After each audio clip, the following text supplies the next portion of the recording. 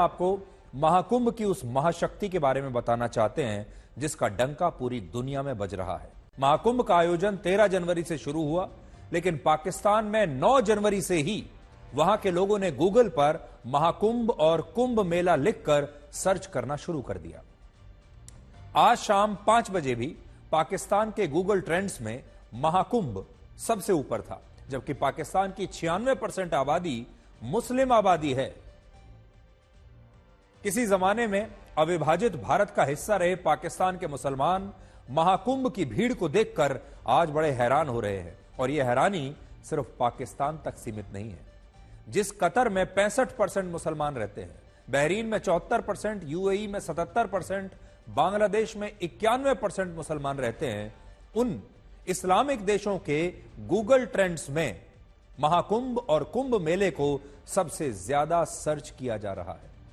दुनिया में लगभग सभी धर्मों के लोग महाकुंभ के बारे में ज्यादा से ज्यादा जानकारी चाहते हैं, और इसके लिए वो लगातार इंटरनेट पर महाकुंभ को सर्च कर रहे हैं। इसकी तस्वीरें देख रहे हैं, वीडियोस देख रहे हैं, और महाकुंभ के जो वीडियोस पूरी दुनिया को देखने को मिल रहे हैं, उसमें दुनिया भर के लोग इस तरह के वीडियोस को देखकर हैरान हो रहे हैं कि भारत में इतना बड़ा आयोजन, ऐसी तस्वीरें तो इससे पहले दुनिया के लोगों ने कभी देखी ही नहीं थी। महाकुंभ में हिंदू श्रद्धालुओं की भीड़ देखकर हैरान हो रही है, तब हमारे ही देश के कुछ लोग इस बात को लेकर शक जता रहे हैं कि इस आयोजन के पहले 2 दिनों में 5 करोड़ लोग कैसे महाकुंभ में पवित्र स्नान कर सकते हैं। उन्हें इन आंकड़ों पर ही शक हो रहा है। हमारे ही देश के, अपने देश के लोग ये पूछ रहे हैं कि सरकार महाकुंभ में आने वाले हिंदू श्रद्धालुओं की गिनती कैसे कर रही है, और उन्हें शक है कि सरकार जो जानकारी दे रही है शायद वो गलत और भ्रामक हो सकती है। वो कहते हैं कि 5 करोड़ लोगों ने स्नान कर लिया, आपको कैसे पता चला?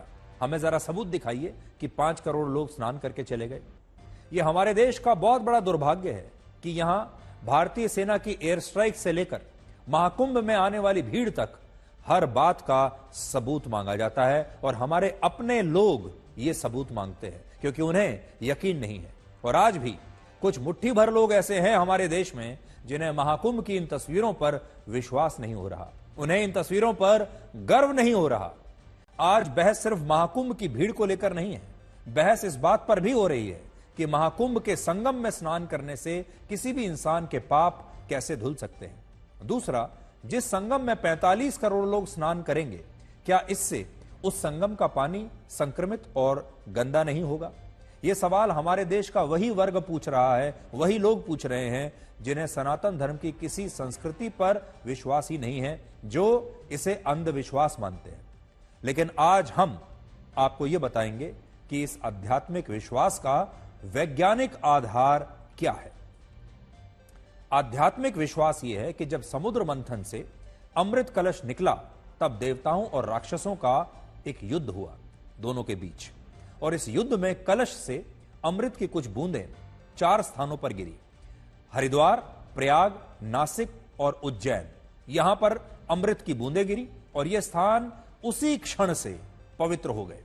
और इसी कारण यह मान्यता है कि इन स्थानों पर मौजूद नदियों में पवित्र स्नान करने से इंसान के सारे पाप धुल जाते हैं और शुद्धि हो जाती है, और ऐसा अमृत कलश की बूंदों के कारण होता है। लेकिन दुख की बात यह है कि जिन श्लोक और मंत्रों का अध्यात्म के साथ वैज्ञानिक आधार भी है, उन मंत्रों को हमारे ही देश के कुछ लोग मजाक समझते हैं, और वो इसे अंधविश्वास मानते हैं कि श्लोक या मंत्रों का जाप करने से मानसिक बीमारियां भी दूर हो सकती हैं, मानसिक शांति भी आपको प्राप्त हो सकती है। विडंबना यह है कि जिस भारत के पास मानसिक रोगों को हराने वाले हजारों लाखों श्लोक हैं, उस भारत में आज 20 करोड़ लोग कम से कम मानसिक रूप से अस्वस्थ हैं, और यह पूरी दुनिया में मानसिक रूप से बीमार लोगों का 20% हिस्सा है। वर्ष 2022 में अमेरिका के नेशनल इंस्टीट्यूट ऑफ हेल्थ ने भी इस बात को स्वीकार किया कि ओम या दूसरे मंत्रों का जाप करने से मानसिक स्वास्थ्य में सुधार लाया जा सकता है, और यही बात वर्ष 2016 में हार्वर्ड यूनिवर्सिटी के एक रिसर्च में भी साबित हो चुकी है। लेकिन दुख इस बात का है कि जब ये सारी बातें सनातन धर्म के हवाले से कही जाती हैं, तो इन्हें मनगढ़ंत माना जाता है और बहुत सारे लोग इन्हें अंधविश्वास मान लेते हैं, और जो लोग इन पर विश्वास करते हैं उन्हें लोग कहते हैं कि ये पढ़े लिखे लोग नहीं हैं। सनातन धर्म दुनिया का इकलौता ऐसा धर्म है जो मनुष्य को उसके मन से परिभाषित करता है। आंखें, कान, नाक, जीभ और त्वचा के बाद मन को हमारी छठी इंद्री माना गया है, जो सभी इंद्रियों से प्रबल होती है, और यह मन ही है जिसे नियंत्रित करना सबसे मुश्किल काम है। यह मन ही तो आपके कंट्रोल में नहीं रहता, बाकी सब चीजों को तो आप कंट्रोल कर लेते हैं। लेकिन अलग अलग शोध ये बताते हैं कि रामायण, गीता और वैदिक श्लोक और मंत्र मन को मस्तिष्क के साथ सकारात्मक और शांत रखने में बहुत उपयोगी है। और इसीलिए आज हम आपसे एक बार फिर ये कहेंगे कि सनातन धर्म को अंधविश्वास से जोड़ना अज्ञानता है, और इस अज्ञानता को फैलाने वाले लोगों से आपको बचकर रहना चाहिए और सावधान रहना चाहिए। अब आपको कुंभ से राजनीति की दुनिया में लाते हैं।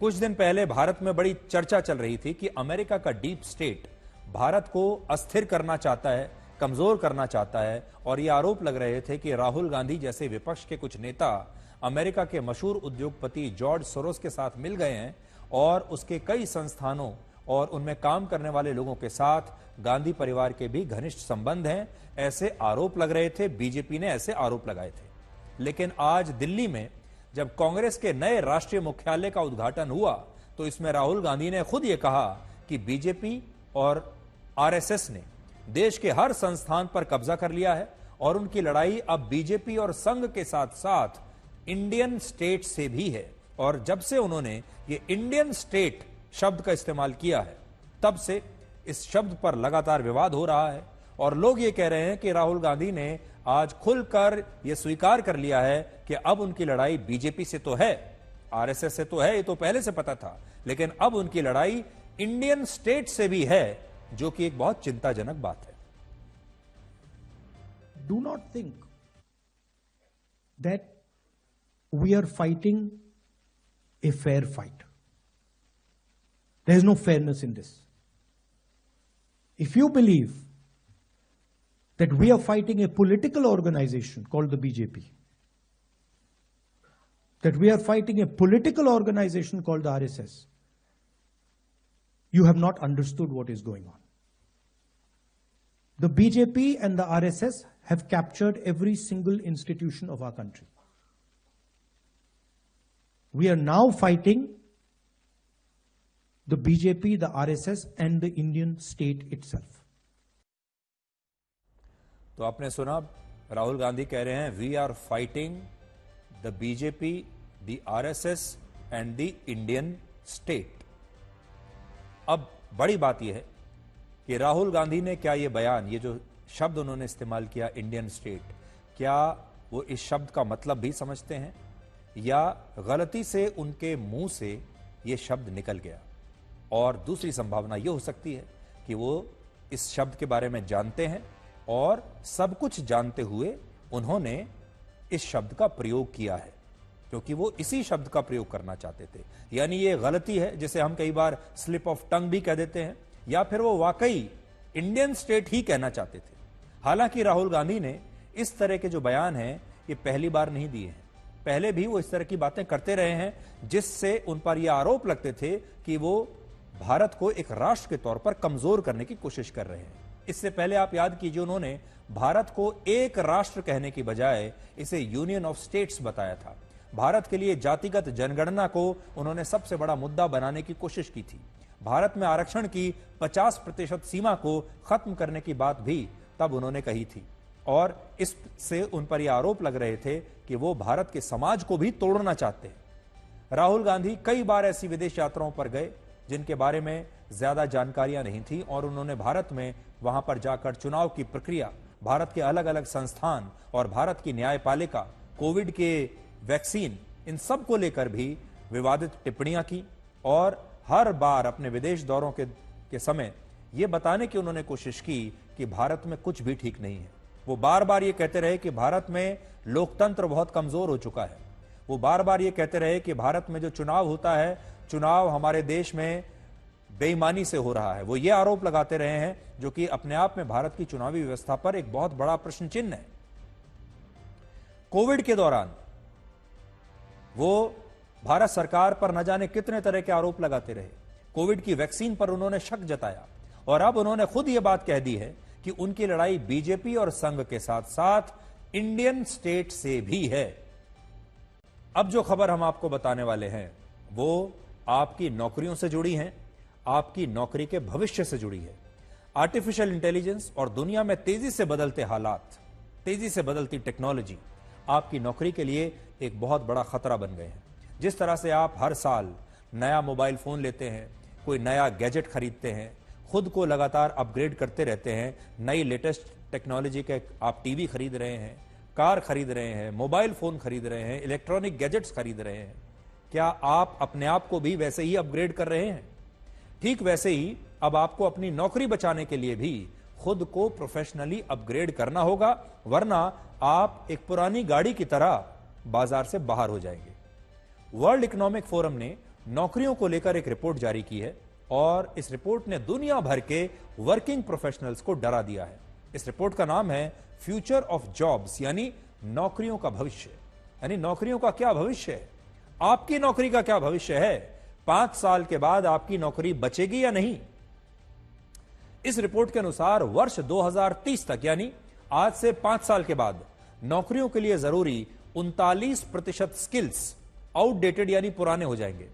यानी अगर आज किसी खास कौशल या स्किल की वजह से आपको कोई नौकरी मिली है तो यह मुमकिन है कि अगले 5 साल में आपकी यह स्किल या किसी खास क्षेत्र में आपकी डिग्री या डिप्लोमा आपके किसी काम के नहीं रहेंगे, क्योंकि दुनिया उससे बहुत आगे निकल चुकी होगी। और इसी वजह से वर्ष 2030 तक आज की 22% नौकरियां पूरी तरह से समाप्त हो चुकी होंगी। वर्ष 2030 तक 41% कंपनियां बड़े पैमाने पर छटनी कर सकती हैं, लोगों को नौकरी से निकाल सकती हैं। अगले 5 साल में दुनिया के 9 करोड़ 20 लाख लोग अपनी नौकरियों से निकाल दिए जाएंगे। आमतौर पर जब कंपनियां लोगों की छटनी करती हैं तो उनकी जगह नए लोगों को रखा जाता है, लेकिन 5 साल के बाद, वर्ष 2030 तक, छटनी के बाद जो स्थान खाली होंगे उनकी जगह इंसानों का नहीं बल्कि एआई का इस्तेमाल किया जाएगा। अगर आप कोई ऐसी नौकरी करते हैं जिसकी जगह एआई ले सकता है, जैसे टिकट क्लर्क, बैंकिंग से जुड़ी नौकरियां, एडमिनिस्ट्रेशन से जुड़े काम या फिर डेटा एंट्री जैसे काम, तो आपको आज ही बड़े फैसले लेने की आवश्यकता है। बड़ी बड़ी कंपनियों को पता है कि जो काम एआई की मदद से मामूली खर्च में किया जा सकता है उसके लिए अलग से कर्मचारी रखना बहुत खर्चीला काम है। आने वाले समय में आर्टिफिशियल इंटेलिजेंस कई तरह की नौकरियों को जड़ से ही खत्म कर देगा। अब सवाल यह है कि आप में से किसकी नौकरी सुरक्षित है और कौन बेरोजगारी के कगार पर खड़ा है। इसे एक उदाहरण के साथ समझिए। मान लीजिए कि 100 में से 41 लोगों की नौकरियां सुरक्षित है। ये कुछ खास तरह के जॉब्स होंगे, जैसे मजदूर, स्वास्थ्य कर्मी, सामान की डिलीवरी करने वाले लोग, खेती बाड़ी करने वाले लोग, software engineers, green energy experts, data specialist, आर्थिक सलाहकार या फिर बिजली विभाग से जुड़े इंजीनियर्स। इन लोगों को ज्यादा चिंता करने की आवश्यकता नहीं, क्योंकि इनकी जरूरत 5 साल बाद भी रहेगी। बिल्डिंग्स बनाने के लिए मजदूरों की जरूरत हमेशा रहेगी। जो काम शरीर से होने वाला है, जिसमें मजदूरी की आवश्यकता है, वो रहेंगी। स्वास्थ्य सेवाओं से जुड़े एक्सपर्ट जैसे डॉक्टर्स और नर्स, इनकी जरूरत भी हमेशा रहेगी। लेकिन बाकी बचे 59 लोगों की नौकरियां बचाने के लिए अब उन्हें विशेष ट्रेनिंग लेनी पड़ेगी, अपने अंदर बदलाव लाने पड़ेंगे। और इन 59 में से भी 29 लोग अपनी मौजूदा नौकरी को बचा लेंगे। ये वो लोग होंगे जो नई स्किल सीखकर, नई तरह की ट्रेनिंग लेकर किसी तरह अपनी नौकरी बचा लेंगे। 19 लोग ऐसे होंगे जिन्हें अपना मौजूदा पद छोड़कर दूसरी नौकरियां करनी होंगी और 11 लोग पूरी तरह से बेरोजगार हो जाएंगे, जो अपने आप को बदल नहीं पाएंगे।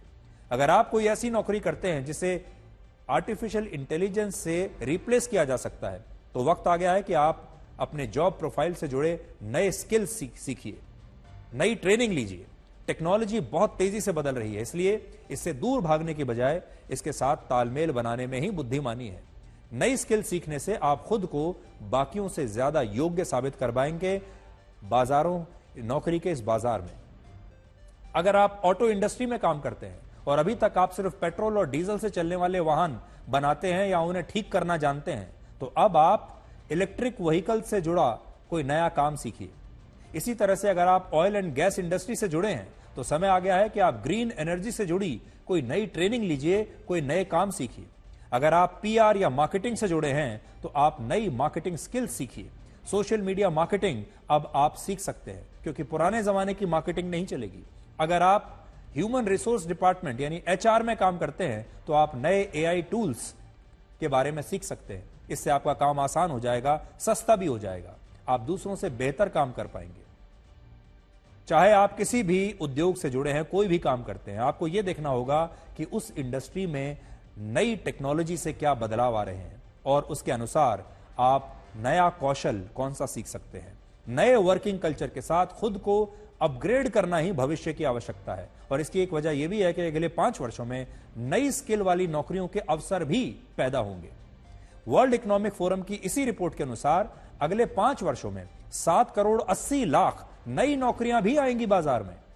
तो अगर आप नई नौकरियों की तलाश में हैं या फिर अपनी जॉब्स को बदलना चाहते हैं तो अपनी जॉब प्रोफाइल से जुड़ी नई स्किल्स के बारे में पता कीजिए और खुद को अपग्रेड कीजिए।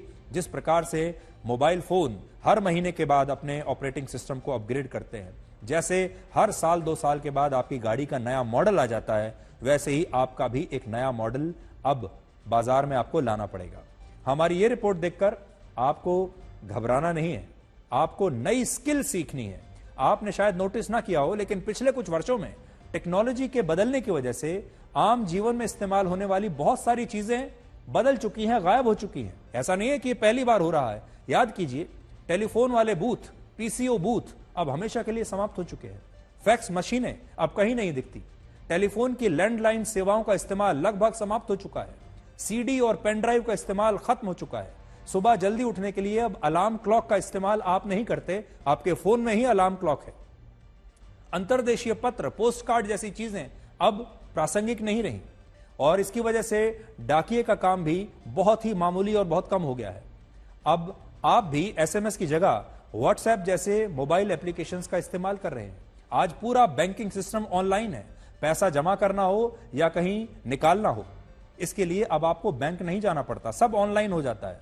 सिनेमा टिकट के लिए अब आपको लाइन में नहीं खड़ा होना पड़ता, ऑनलाइन आप सिनेमा का टिकट बुक कर लेते हैं।